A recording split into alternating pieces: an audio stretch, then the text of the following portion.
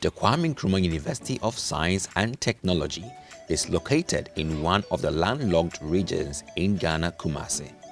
This made it necessary for the College of Agriculture and Renewable Natural Resources to accommodate one of the most functional departments, which is the Department of Fisheries and Watershed Management. The department has entrepreneurship at its heart, and as such, the programs are geared to be more practical.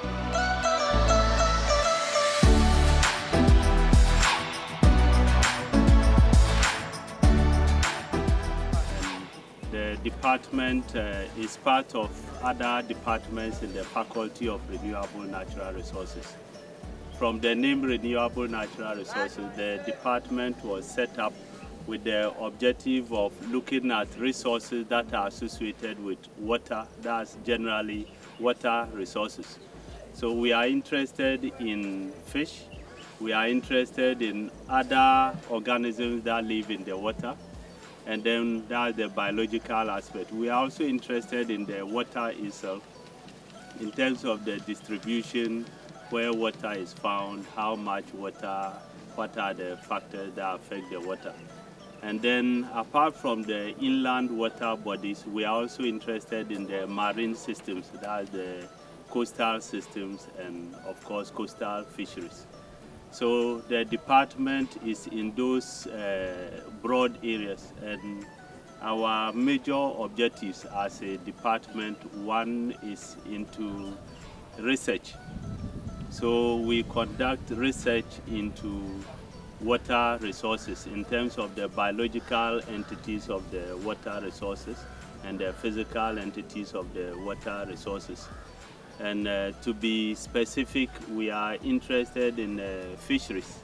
So capture fisheries, that's fisheries, fish that are captured from the wild.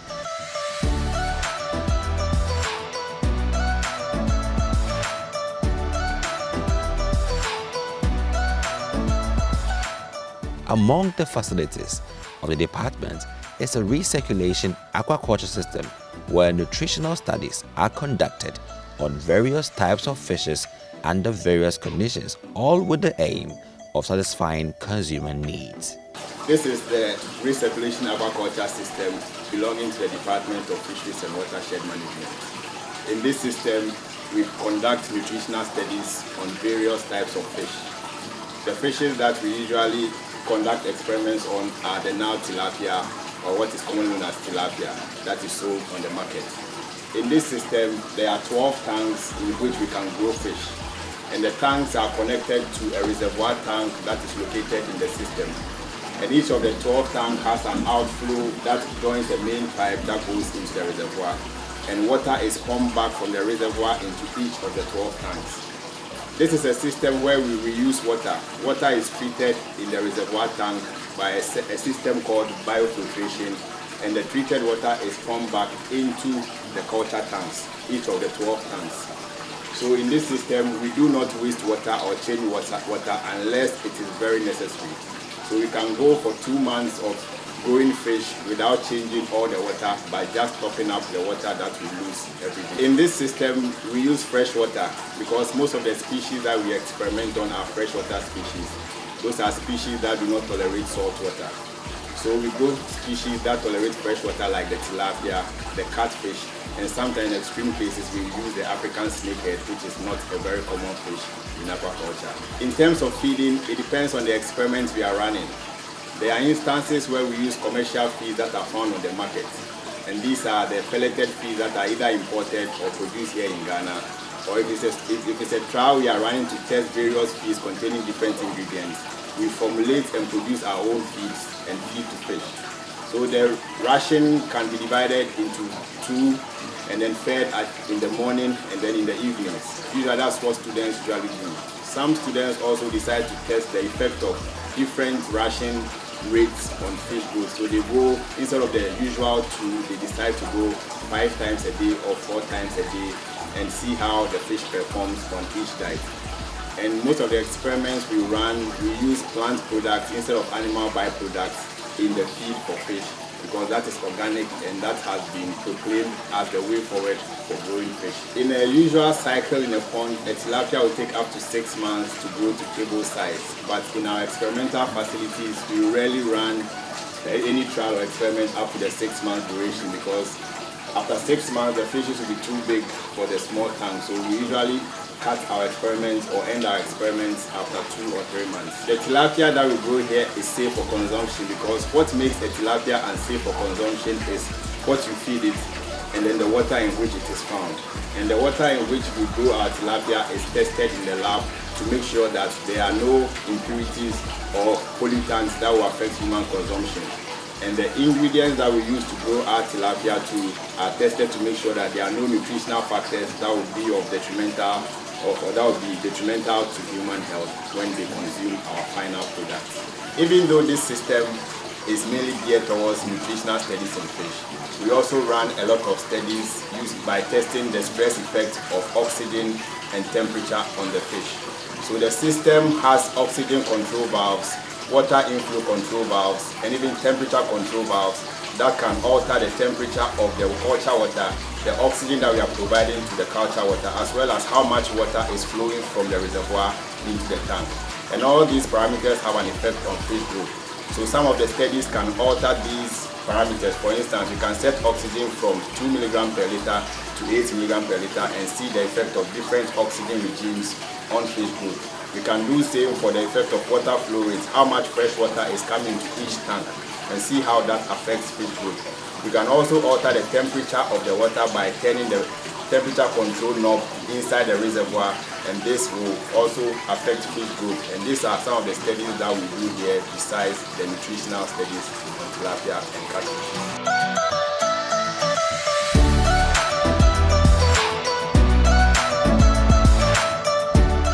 The department also produces feeds in pellets with nutritious components at reasonable prices for fishes. This service is available to the general public upon demand. Over here we prepare pelleted diets for feeding tilapia and catfish.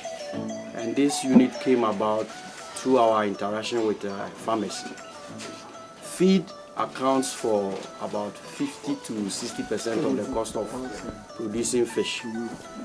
Our farmers find it expensive buying the formulated feed. So as a way of using our local ingredients, we set up this unit so that when we have researched and found ingredients useful for making feed, we then prepare the feed here. So we'll go through the process. Over here, the different ingredients we use are rice bran, what we commonly call groundnut peels. After the groundnut has been roasted, the peels, we use that. We use a little bit of fish meal, soya bean cake, and then cassava flour as the binder. We look at the profile of the ingredients, so that's the protein, the lipid, the carbohydrate, and then the minerals of the ingredients.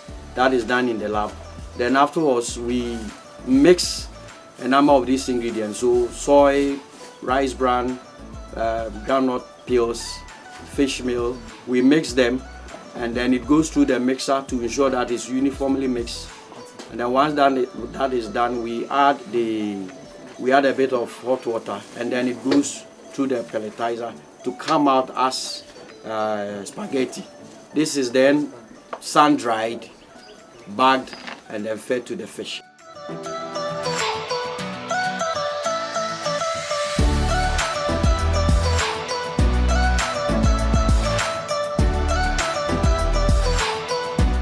One of the highlights of the department are the fish ponds, where fishes are reared under various hygienic conditions until they are ready for consumption. To ensure that all the fishes in the pond are completely harvested before another cycle begins, a net is cast through several times to harvest the fishes.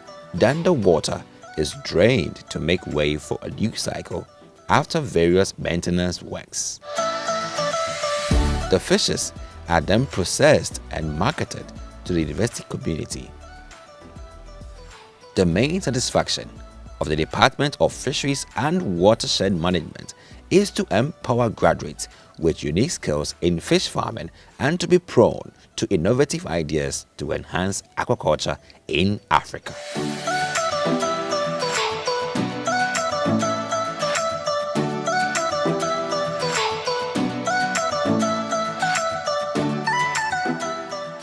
My name is Martin Edujemfianani.